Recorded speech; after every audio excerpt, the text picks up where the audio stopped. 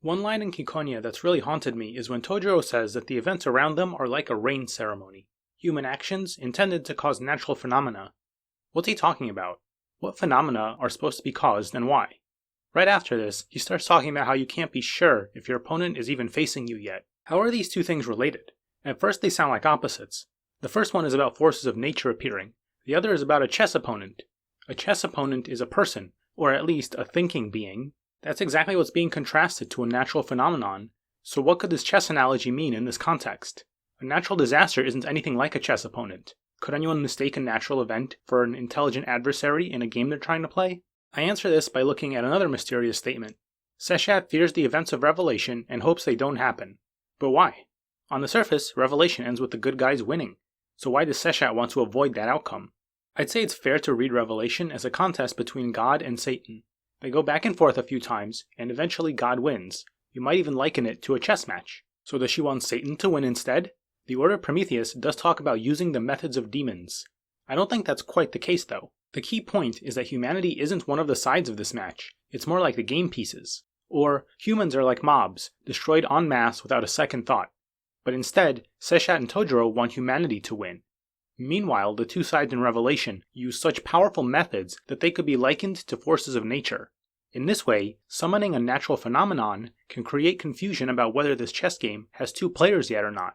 To put it slightly more concretely, according to Revelation, God and Satan will fight and God will win. But since the Order of Prometheus wants humanity to win, they somehow need to tip this balance just a little. Satan winning wouldn't be good either. Somehow, the pieces need to win the chess game.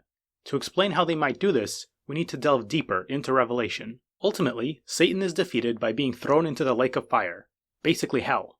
Merely confining him into an abyss doesn't do the trick, only hell seems to. But Satan isn't the only one sent to hell. All people who have ever lived are judged and sent to either heaven or hell, more or less. I think that's the meta-world structure of Ciconia too. So hell could have a lot of occupants, but here's the trick. What if God is somehow among those sent to hell? If Satan is defeated by being sent to hell, then maybe God could be too. If that happens, both sides have lost, and only humanity remains. So is God a human and a damned sinner at that?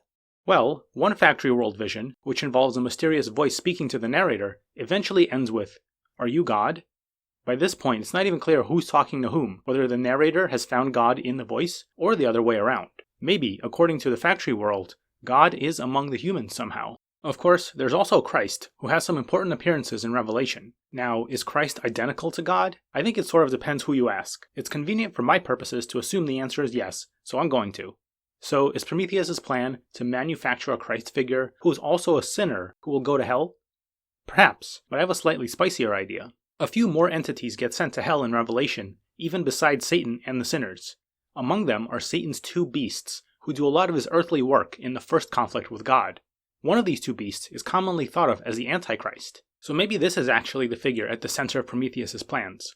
One person must be set up to act as both Christ and Antichrist. They will defeat Satan and then be defeated themselves. Then both God and Satan have lost, and humanity is the only winner. That's nice and all, but what does it have to do with rain ceremonies? I think the idea is to fake various events from Revelation in a way which inserts a specifically chosen person into a certain role. After all, if Revelation is a prophecy, then it has to happen eventually and in a certain sequence. Satan's beasts have to emerge, accompanied by various indications of what they are. But Prometheus can try to imitate those indications, putting them around a chosen person. It's like a chess move. Then the simulation may try to respond, enacting the next step in the prophecy, and so on. They'd have to try and set it up so the exact same person falls into both the Christ and Antichrist roles. If it's Tojiro pulling the levers, the obvious guess for who that person might be is his son Meow.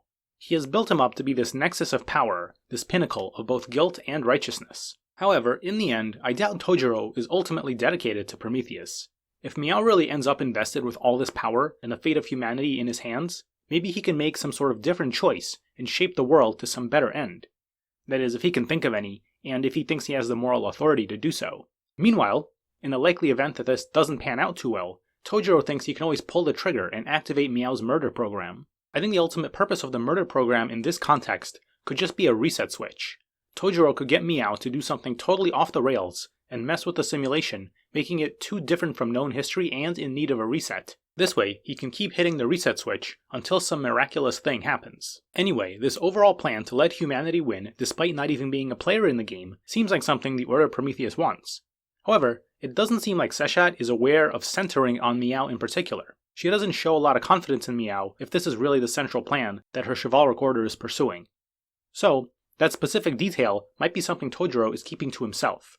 Seshat might not trust him if she knew that was the plan, and rightly so. While I'm on the topic, what did Seshat mean when she said only 80% of Revelation fit? First off, I think it's a statement of her own uncertainty. If she were sure that exactly 80% of Revelation was actually going to happen, then it clearly isn't a prophecy, but obviously she doesn't know the entire future and can't say that. I take it quite literally as a number. In Revelation, there are 10 kings who will be granted authority for an hour and will use it to destroy Babylon. I take this as being the 9th Prime agents destroying Leto, but there are only 4 of them. Well, maybe there are actually 2 in each faction. That would be 8 total. 8 is 80% of the full 10. Also, each 9th Prime is actually an older person's mind, which has been copied into a younger body, so actually each one is an old person plus a young person, so counting that way reaches 8 right away. If there are a couple of CPPs mixed in there, it can even reach 10, and Seshat doesn't necessarily know about every CPP that exists. Trying to weave together a story involving Revelation is something people have been doing for centuries. This has been my attempt.